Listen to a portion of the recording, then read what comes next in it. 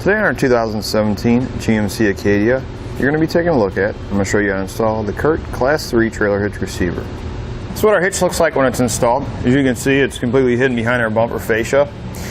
What's nice about this hitch is when not in use, this panel that goes on the back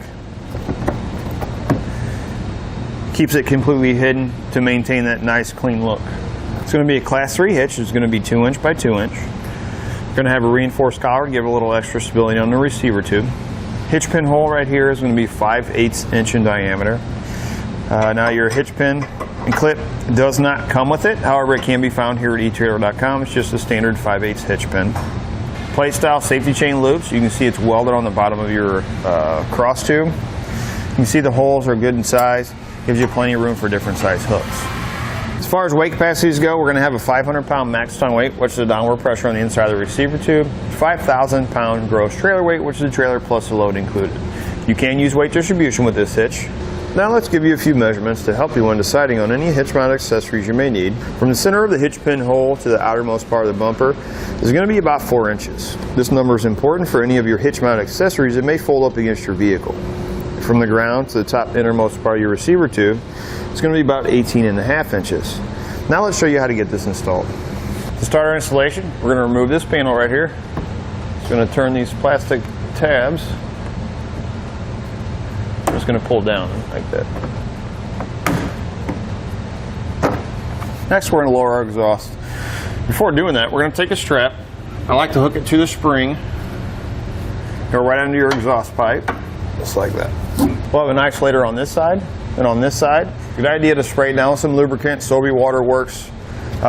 If you don't have any type of lubricant, just take a pry bar. I'm just going to pry it off the hanger. Just like that. We'll do the same thing with these. That's a good idea. We're going to be using these two existing weld nuts in the frame. It's a good idea to clean them out. Go ahead and spray those out with some lubricant. And take a brush. It's a tube brush like this. And make sure we clean out those threads really good.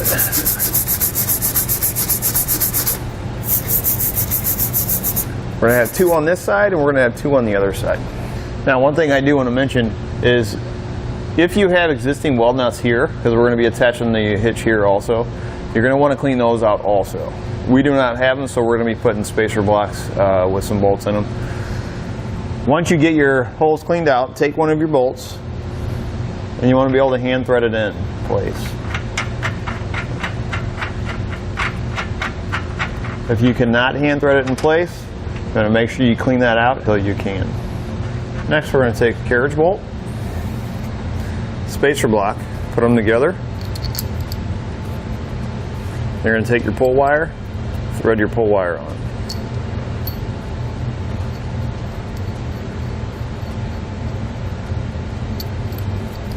Now you can do this a couple different ways. You can take this spring in, feed it through here and out here first. Or you can take this wire like this, put a slight bend in it, go through the square hole, just like that. Spacer block, take the head of your bolt.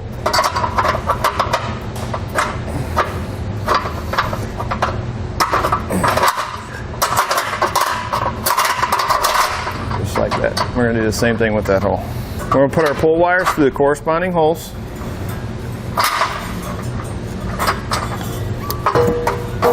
We're going to hitch raise in position. We're going to put a hex bolt, conical tooth washer, teeth facing towards the hitch. We're going to put one in on each side to hold our hitch in place while we install our remaining hardware.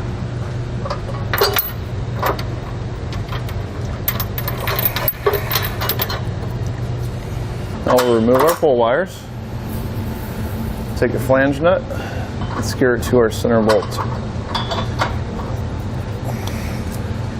And do that same thing over here.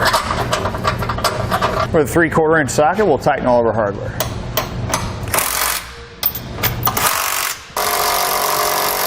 Once you have it all tight, you're going to torque it to the specifications and the instructions.